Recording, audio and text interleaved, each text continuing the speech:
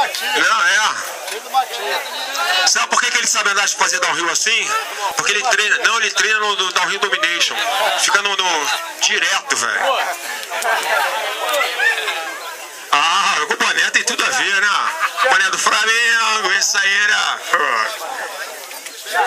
Que não deixa subir, já vai subir direto, cara.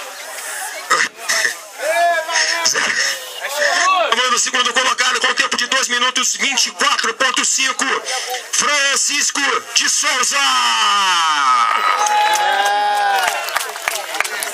A gente sabe que não é de Paraíba do Sul, né? Quando o cara é de Paraíba do Sul, a gritaria: vem cá, velho, dá pra tu chegar aqui, premiar, pra gente poder ir embora?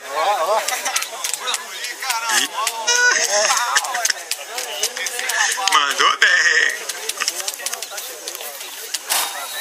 Eu tô vendo que tá acabando aquele fenômeno do foi mal, né? Como é que foi a prova? Foi mal, foi legal, aí pegava pódio.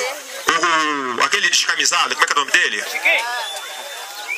O descamisado, que veio com a gente de Friburgo, tá devendo o almoço. Christopher, era outro descamisado. Como é que foi, Christopher? Ganhava a prova. E aí, Christopher? Segundo lugar. Ele não chegou aqui, não desci bem, desci com a bike na mão. Então vamos lá agora. 02, 24 pontos. Velho, tu fez 22. Tá ligada? .5. O primeiro lugar fez 22, 24.3. Ele, Paulo Augusto!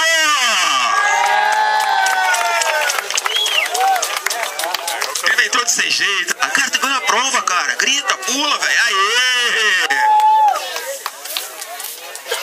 Como é que eu vou subir aqui agora, porra? Ah, tu não ia dar um rilheiro, velho? Já tem teus pulinhos.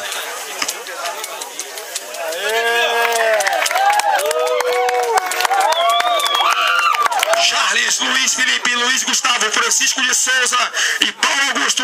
5